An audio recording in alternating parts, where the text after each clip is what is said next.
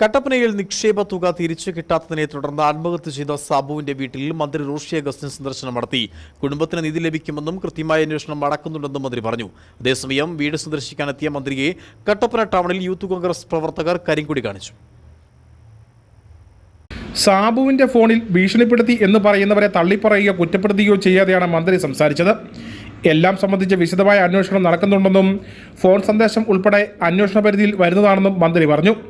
ഇന്നലെ എത്താതിരുന്നത് മറ്റു തിരക്കുള്ള പരിപാടികളിൽ ആയിരുന്നതിനാൽ ആണെന്നും മന്ത്രി പറഞ്ഞു. ഓരോ വിഷയങ്ങളെയും അതിൻ്റെതായ തലത്തിൽ കണ്ടും കേട്ട് സംസാരിക്കുമ്പോഴാണല്ലോ ഈ പ്രശ്നം രൂപപ്പെടുന്നത്. അത് ആഗ്രഹിക്കുന്നില്ലല്ലോ. പക്ഷെ നേരെ മറിച്ച് എന്താണ് അങ്ങനെ സംഭവിക്കാനുള്ള സാഹചര്യം? സംഭാഷണമല്ലേ? ആ സംഭാഷണത്തിന്റെ രണ്ട് ദിക്കും നമ്മൾ നോക്കേണ്ടി വരും. പക്ഷെ അതിനേക്കാൾ ഗൗരവമായി ഞാൻ കാണുന്നത് അതിന്റെ ഗൗരവം കുറച്ച് കാണുമല്ല, ഈ കുടുംബത്തെ നമുക്ക് ഏത് തലത്തിൽ മുന്നോട്ട് കൊണ്ടുപോകാൻ പറ്റും.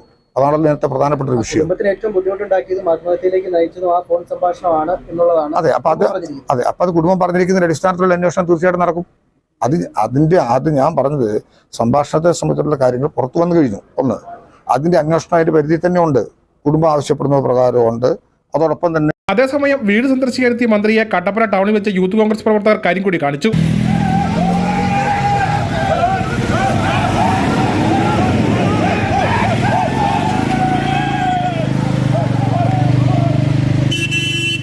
സാബുവിന്റെ ആത്മഹത്യയ്ക്ക് കാരണക്കാരായവരെ അറസ്റ്റ് ചെയ്യുന്നില്ലെന്ന് ആരോപിച്ചായിരുന്നു പ്രതിഷേധം.